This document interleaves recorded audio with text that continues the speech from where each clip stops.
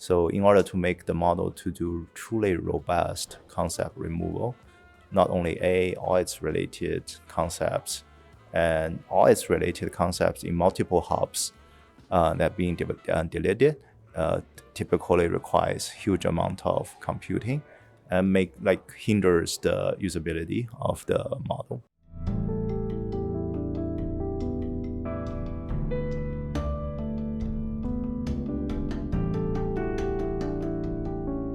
This is Privacy on the Ground, where privacy meets real life.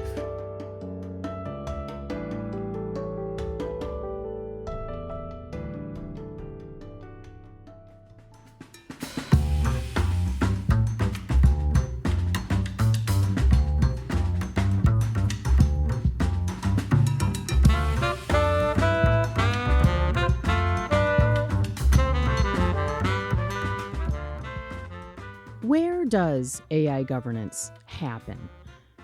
Yes, it happens in the halls of government and inside industry, but a lot of the ideas and techniques that percolate up to those places get their start in academia. That's why at World Privacy Forum, we make sure we keep up with the latest AI governance techniques and approaches emerging from the academic world. I'm Kate Kay, Deputy Director of World Privacy Forum. In recent years, we've attended academic AI conferences, and we've participated in these communities, including by reviewing research papers submitted to those conferences, from massive events like the Conference on Neural Information Processing Systems, or NeurIPS, to small but growing niche conferences like the FACT Conference, the Association for Computing Machinery Conference on Fairness, Accountability, and Transparency. But we also aim to bring the sometimes insular policy world a little closer to the also sometimes insular world of AI research. That's where our privacy tutorials come in.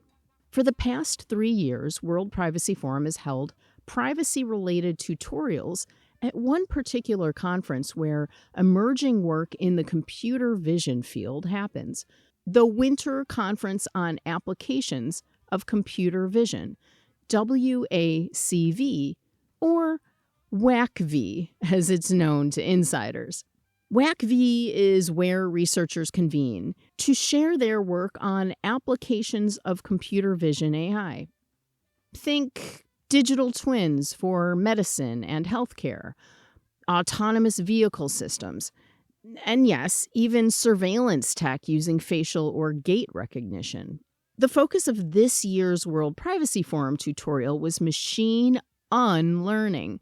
Machine unlearning encompasses a variety of techniques, and the basic gist is getting machine learning models to forget information that they learned during training. Machine unlearning is a field of AI research gaining attention in the policy world, and it's often discussed in the context of privacy, particularly in relation to the European Union's General Data Protection Regulation and its AI Act, as well as the California Consumer Privacy Act. At World Privacy Forum's WACV conference tutorial in Tucson, Arizona in March, we aimed to bridge the gaps in understanding between the technical academic community, including machine unlearning researchers, and the AI governance, policy, and legal communities. And at the conference, I sat down with 2 technical researchers working on machine unlearning methods who spoke at the tutorial. This, the first episode in our Privacy on the Ground podcast series on machine unlearning, features my chat with Dr. Yezhou Yang. He goes by YZ. Dr. Yang is a tenured associate professor in computer science and engineering in the School of Computing and Augmented Intelligence at Arizona State University. He and I spoke about why, despite discussion of unlearning as a means of enabling the EU's right to be forgotten requests, privacy is not necessarily a primary use case for machine unlearning. or what he and other technical researchers refer to as concept erasure. We discussed the distinctions between deletion and purging information, benchmarks for testing the removal of data, or even the presence of an artist's style from AI models, and why he'd like to see more inclusion of technical AI practitioners in the policy conversation. And you'll notice a bit of noise in the background, a sign of a buzzing conference environment. Here's my talk with YZ Yang, and if you'd like to see some of his machine unlearning research, you'll find links in the show notes.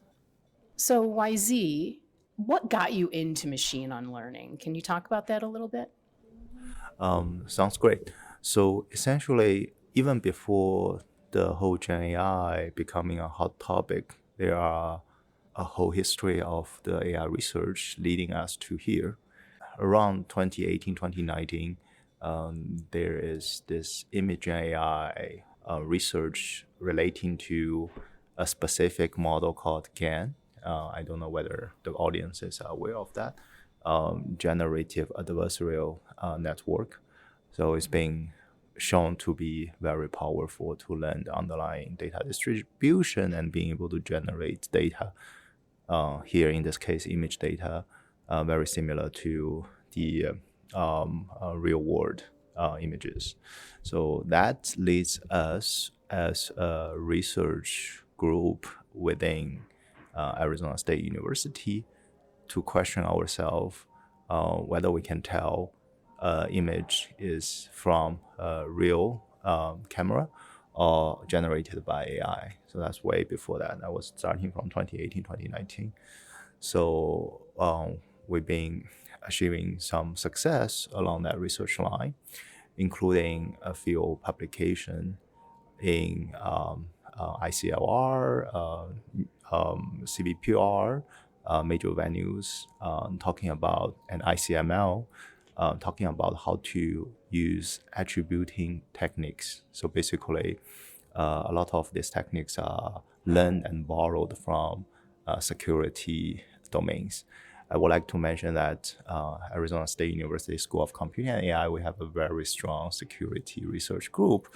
So daily interactions with our security faculties give us a lot of inspirations how to make Gen AI tools more secure, and being able to discern which one is real and fake and have a mechanism to do that came to our mind at that time. Along the research of that, we realized there's another challenge is all these models are trained on vast amount of internet data, and these models are agnostic to what specifically this visual data or concept being baked into these models. So there are other concerns, public concerns, relating to, for example, patented logo. Let's say in our race IACE paper, we always use Nike logo as an example, right? Because this is a public available data set to test on. If, let's say, a specific brand doesn't want their logo to be baked in text-to-image large Gen AI models, can we have a mechanism to be able to erase that specific visual concept from these models? So that motivates our mostly Kate, you call it machine learning, but in the visual space, we typically call it concept erasure, how to erase the visual concept from the T2I models. Okay, so you talked about intellectual property, right? A brand's logo. But there's a lot of other reasons why people think about use of machine unlearning or concept erasure, as you call it, conceptual erasure, visual concept erasure. Is privacy something that, like, for instance, deletion of people's, personal information or other information that they might make requests for removal, is that part of what's driving your work, or does it come into play? Are people talking about that at all? I can totally see it could be a potential use case for our research as well. If there's a actual practical need in the space. Our motivation at the very beginning is always starting from much more general kind of concerns and requests from the public, such as patented logo, obscene concepts that you want to make sure that T2I model is generating quote unquote safe outputs. But I'm totally agree with you. With a bit more careful development and investigation, many of the unlearning tools, both in large language model, which I know many of my other colleagues in AI doing large language model unlearning, as well as visual Gen AI models such as diffusion models, rectified flow models, basically T2I model, text-to-image models, or text-to-video models nowadays could be enabled with specific concept removal. Right. And so it's interesting because even though in the privacy regulatory world, machine unlearning or visual concept erasure is often discussed in relation to it's discussed in relation to specifically the European General Data Protection Regulation, which allows people the right to be forgotten. So the right to say, hey, I'd like this or that data to be removed from various systems. And so a lot of people in that world understand machine unlearning in that context. And what I'm hearing from you is, well, privacy is not really like a use case that you're hearing about as much. It's more about patented, content, intellectual property considerations, and use of problematic, sexually explicit imagery, whatever it might be, that might be ingested by an AI model, getting that out of a data set, sounds like. Correct. That's the use cases that motivate most of our research work. But on the other side, as a researcher, we always think in a way that when we are doing something, let's say a task A very well, very naturally we start to motivate, can we do negative A very well? So everyone knows machine learning is performing so well, right? So you give them data, a new concept, it could be very well baked into models and being able to do generation, detection, understanding so well. From a research community perspective, we start to challenge ourselves, can we do the other way around? Like, can we make these models forget? So this is like a more general kind of task that whether there's any practical applications or not will be interesting to the research community. And then we are doing it to basically at least answer certain hypotheses that we would like to raise and to be confidently tell whether it can or cannot. So I want to talk about one of the papers that one of the pieces of research that you've done that you're going to present at World Privacy Forum's tutorial today. We're actually here at the WACV conference, which is a big computer, well, I guess it's actually one of the smaller computer vision conferences, but it relates more to applied research. And we've done a number of these privacy tutorials here. Today, we're going to talk about machine unlearning in relation to privacy. And one of the papers you're going to talk about is related to you called it erase flow, a model that is, or a method that your team developed. And one of the things that was interesting about it was you kind of framed when somebody's looking at the paper, you framed it as, listen, there's a lot of computational overhead when it comes to doing machine unlearning. You and your team wrote that typically it can take hours of compute to erase a single concept, thereby severely limiting the scalability of actually using a machine unlearning model. And can you talk about that a little bit? And was that the reason why you did that work? A great question. Yeah, thank you for your and public interest to our paper, Erase Flow. It is essentially published in very recently last year in NeurIPS, Neural Information Processing System, one of the largest AI conference and top tier AI conference.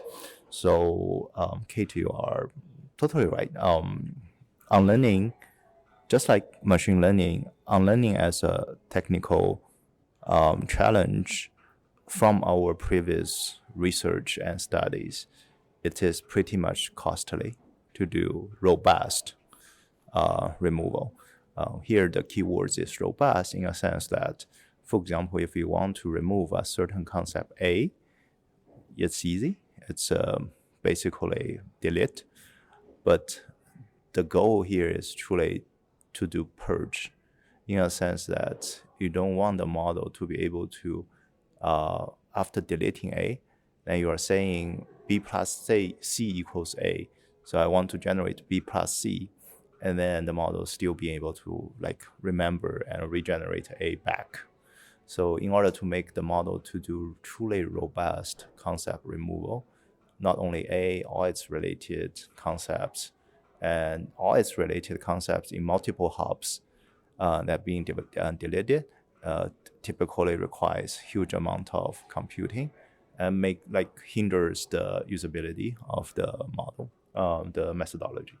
So in our Erase Flow paper, we adopt the GFlowNet architecture, and with the technical development, we show that our methodology can do robust concept erasure from T2I, especially flow-based models, much more efficiently.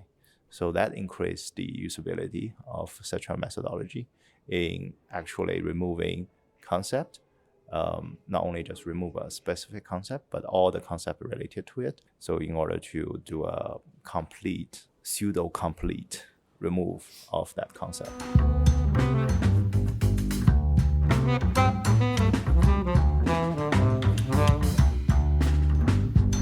Can you talk a little bit more about how the erase flow method,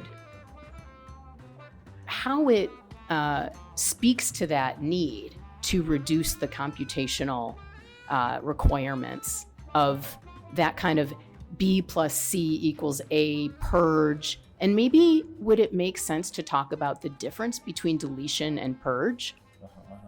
Yeah, so just like when you are doing a deletion, you're deleting a single data point, right? When you do purge, it's that the data point and all its related data points. So we want to do the later one. For example, like we are staying in this very nice hotel, JW Marriott, and you want the model to forget JW Marriott, right? So you can say, hey, remove all the concept connections relating to JW Marriott at Arizona Tucson.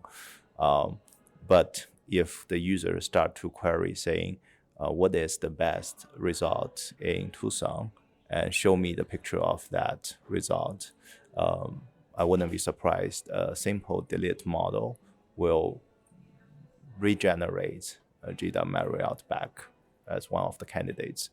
So how to do such robust removal, that we call it purge. Like we don't want it to be bring back, even with all kinds of workaround and combinations of the queries to make the model remember that back.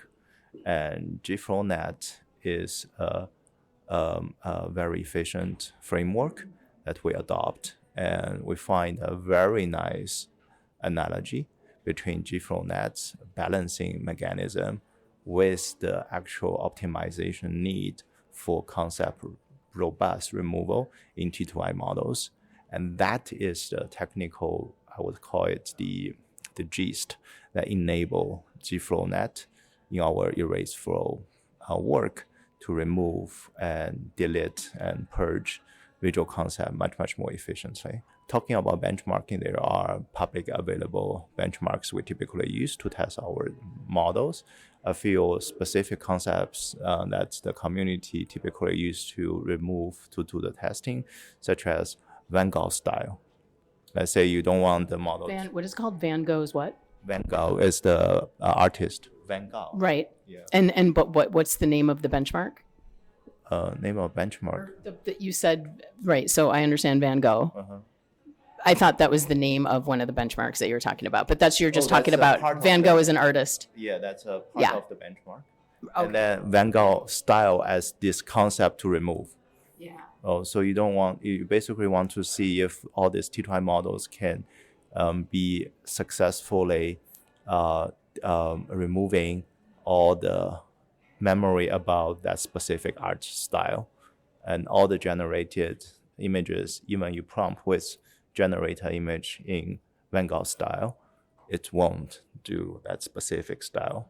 And assuming this style is something protected and you don't want it to reproduce.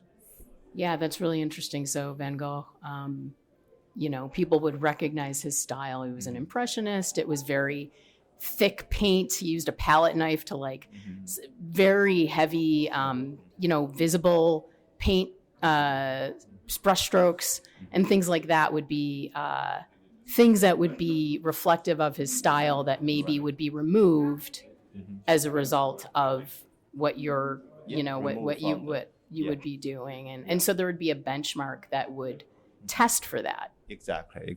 So we have specific benchmark that is publicly available and shared by the research community. There's also a specific obscenities, right? So it's terms like mature content, and you don't want the model to generate. So you want to maybe, that's a very common testing cases in the research community. As it being said, like research community is always starting from widely adopted testing cases, and then we do test on those widely adopted testing cases. You can certainly think about adopting and use our openly available tools. By the way, all these papers are openly available. They are open sourced on the GitHub code hosting services to use it to remove other concepts that's of concern. What are the limitations of using these widely adopted benchmarks? Are there, limitations, and how has so I think a lot of people in the policy world understand or have heard of the term red teaming, and they think about red teaming often in relation to large language models, attacking them to see will they expose sensitive information, or will they expose problematic or mature content or things like that. So I guess it's kind of a two-part question of what are the limitations of those kinds of approaches with benchmarking and red teaming to test the kind of stuff you're doing? And is there anything else that people should understand, regarding those? Right. I want to, of course, admit there's definitely still a gap from academic research to actual deployment. Right. Research has been done on widely adopted public research data set, but for specific use case, the methodology may not be able to capture the full removal of this concept. That's why we need more research support and to be able to conduct research moving forward. I think the important thing that I want to highlight is AI researchers, we are very cognizant about all these issues. And AI research domain is essentially a very well and robust domain that you have researchers doing methodology A. They're always having researchers coming up with questions regarding, can we misuse A? How can we come up with research to make method A safe? And then there will be a next round of researchers to ask, okay, now you make this method A safe. May I come up with adversarial ways to make it less safe? So it's always this back and forth, honest and open research drived from forward. My point to policymakers as well as the public policymakers, having a committee that's truly formed by AI experts, especially well-credited AI experts in the domain, brings in the grounded perspective about the technology. That will help everyone understand the challenge, the usage, and this basically innate drive force within the AI research community that want to make our method safe, want to make our method appliant to public needs.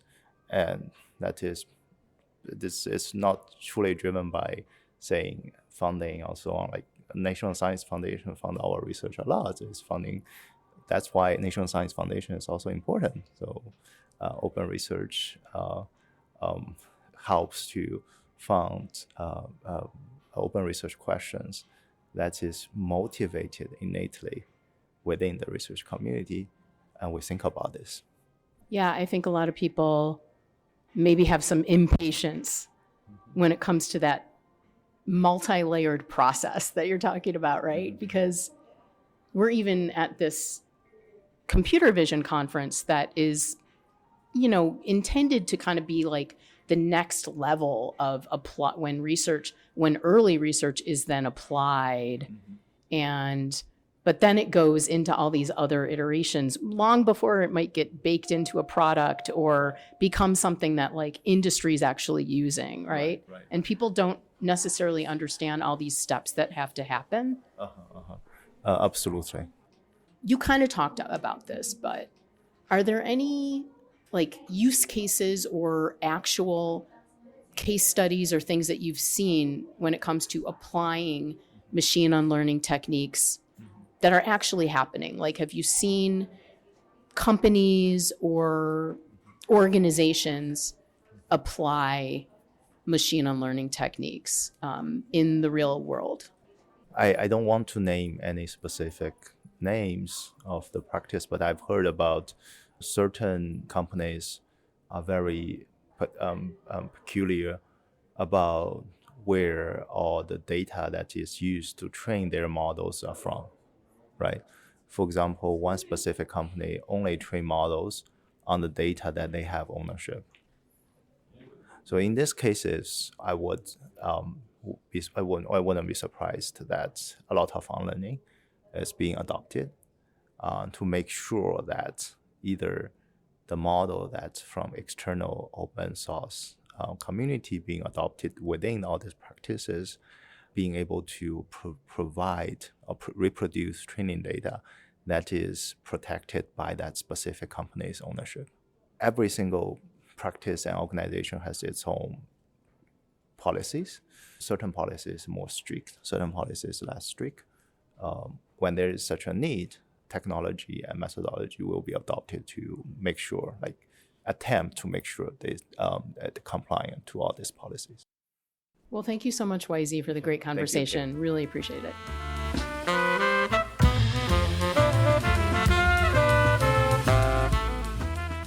Thanks so much to Dr. Yezhou YZ Yang for joining World Privacy Forum's privacy tutorial at the Winter Conference on Applications of Computer Vision, or WACV, earlier this year, and for sitting down to talk for the Privacy on the Ground podcast. If you're new to Privacy on the Ground, we're nearing our 2nd anniversary.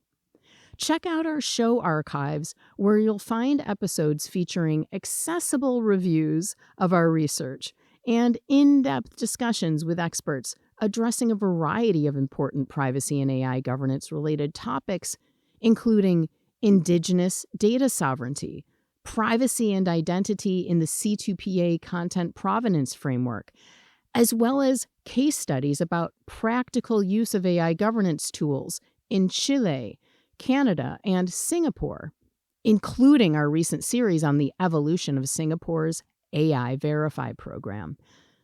You'll find us on Apple, Spotify, iHeart, or other podcast platforms. I'm Kate Kay. Thanks so much for listening.